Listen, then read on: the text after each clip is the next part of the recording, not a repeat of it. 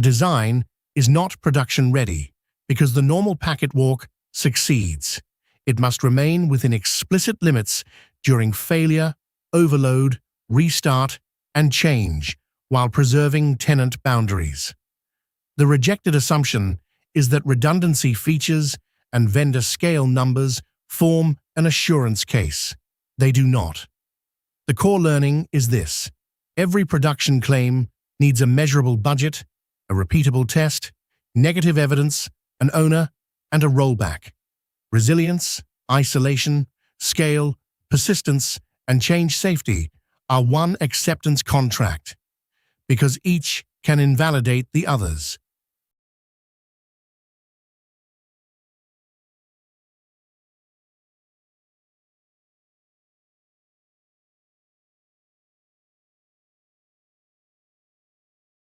Here is our agenda.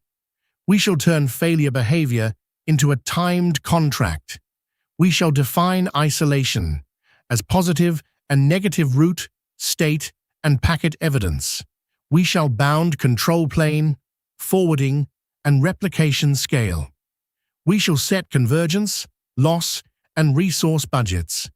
We shall stage upgrades and configuration changes with persistence and rollback tests. Finally, we shall assemble an acceptance matrix and gap register that remain valid only for named versions and platforms. The objective is an executable production argument, not a document that calls the fabric resilient and scalable.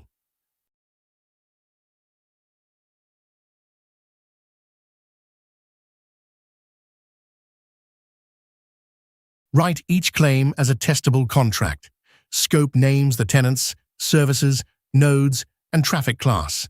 Stimulus names a link loss, root leak attempt, scale load, process restart, or change.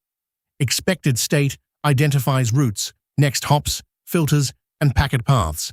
The budget sets time, loss, duplicate, latency, or resource thresholds.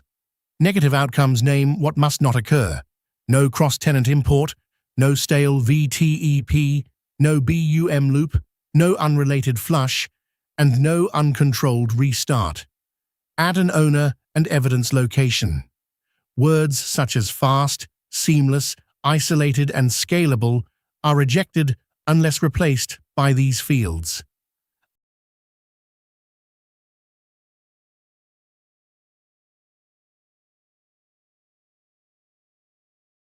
A link may fail in milliseconds, while the customer flow recovers seconds later. Measure physical or protocol detection, control plane signaling, path selection, software and hardware programming, and packet recovery separately. BFD can accelerate detection of a path failure. It does not program the replacement path. Ethernet auto-discovery withdrawal can remove a multi-homing next hop. It does not prove the ASIC cleaned the group. Use synchronized packet probes and state timestamps. Set a total loss and recovery budget, plus stage budgets that identify where regressions occur. Repeat in both traffic directions and across representative ECMP hashes.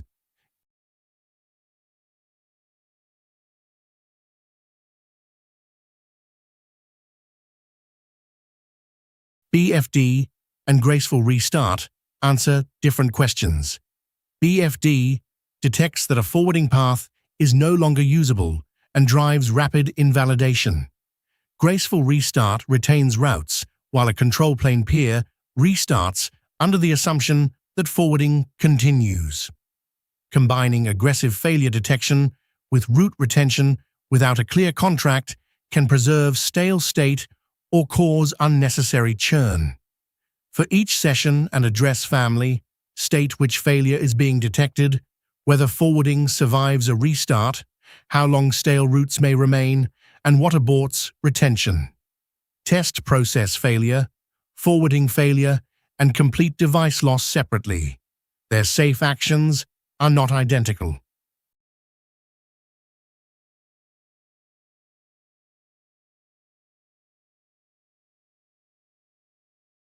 For every tenant service, select an allowed flow and a forbidden twin. At the control plane, verify the exact RTs and imported routes for the allowed VRF, then prove absence from every forbidden VRF. At the forwarding plane, verify the intended VNI, route, neighbor, FDB, and hardware context with no fallback to a default or infrastructure table. At the packet layer, send simultaneous flows, including overlapping addresses and both IIP families. A timeout is not enough. Show that the forbidden route and object never existed and no matching packet crossed the boundary.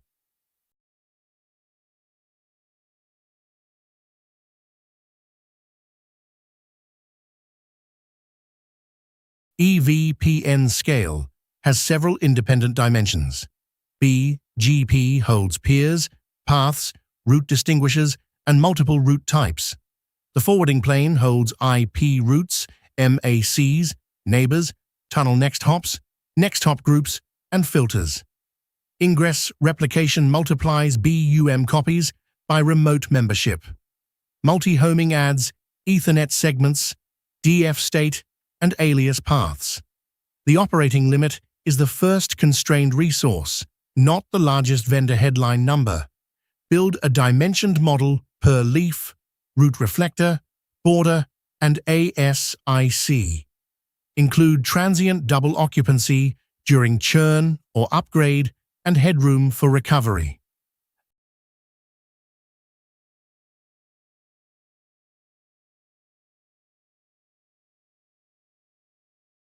A table filled to a target count proves only static occupancy.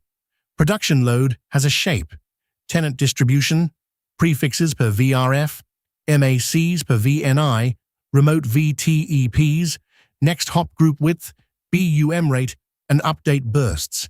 Define that shape and a churn profile for host moves, PE failure, route reflector restart, and policy change. Measure CPU, memory, queue depth, programming latency, dropped updates, hardware utilization, and packet loss. Increase one dimension at a time, then test the expected combination. Stop before hard exhaustion and preserve operational headroom for failure and rollback.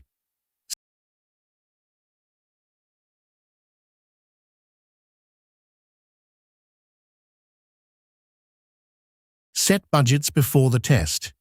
Examples include maximum failure detection time, consecutive packets lost, duplicate BUM frames, stale failed next hop lifetime, route programming latency, convergence CPU, memory, and remaining table capacity. Choose values from application tolerance and operational risk, not from whatever the first lab run achieves. Separate warning and failure thresholds. A design can trade faster detection for control churn, or greater route retention for restart continuity. But the trade must be explicit. Monitor these values in production and treat a budget breach as a failed claim, even if traffic eventually recovers.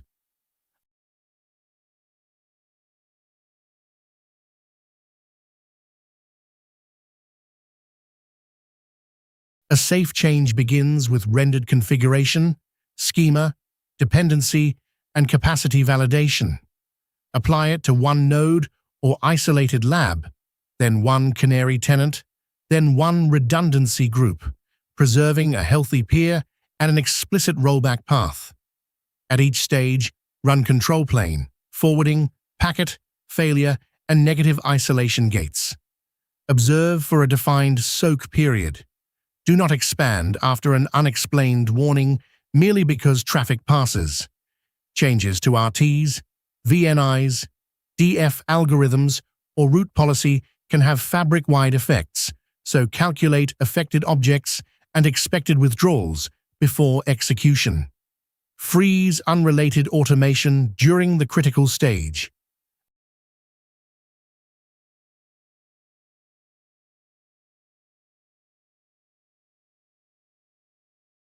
A change is incomplete until it survives the required restart paths. Compare running intent with persisted configuration and the version-controlled source. Restart the relevant process where safe, then test cold boot and any claimed warm reboot on the qualification platform. Verify that roots, next hop groups, multi-homing filters, and tenant boundaries reconcile without hidden boot scripts or manual commands. A change that works only until restart is an availability defect. A rollback must also restore persistent state. Otherwise, the next boot reintroduces the failed configuration. Capture hashes and versions of all authoritative inputs before and after.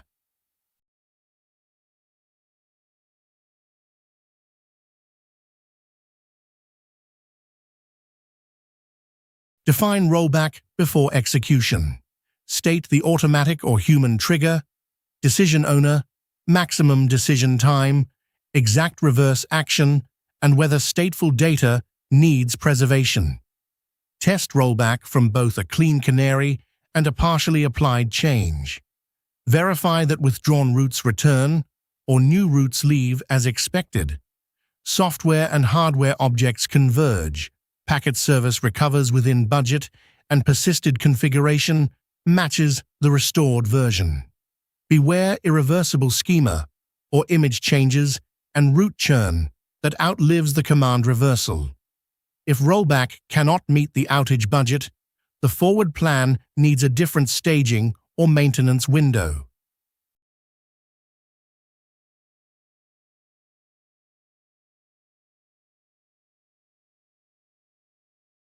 Build one acceptance matrix. Rows describe normal L2 and L3 service, BUM, type 5, multi-homing, tenant isolation, each failure, scale and churn, process and device restart, upgrade, persistence, and rollback. Columns name exact device roles and implementation compositions.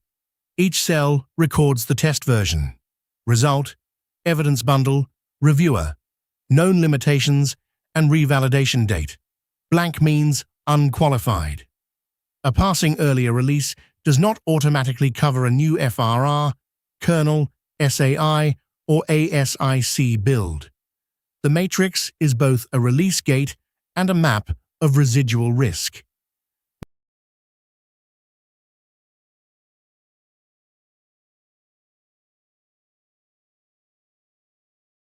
Maintain a gap register beside the acceptance matrix. Each gap states the claim, missing evidence, operational consequence, temporary mitigation, owner, due date, and decision. Separate a standards guarantee, an implementation statement, a project design choice, and a local observation. An HLD, roadmap, or lab result on another image is not release proof. Critical unknowns block production scope or require a documented risk acceptance by the appropriate owner. They are not silently promoted to assumptions. Close a gap only with cited evidence and repeatable tests, and reopen it when versions, topology, or relevant standards materially change.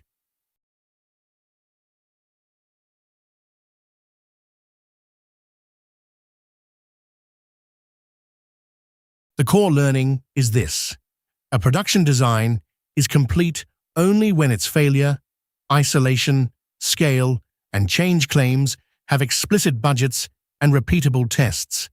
Measure detection through packet recovery. Prove allowed and forbidden tenant paths. Model every control plane, forwarding and replication scale dimension with headroom under churn. Stage changes progressively, verify persistence, and test rollback. Record exact builds, evidence, reviewers, and expiry in an acceptance matrix. Keep unknowns visible in a gap register. Production readiness is not a confident adjective or a successful demonstration. It is an executable argument that can fail, pass, and be revalidated after every material change.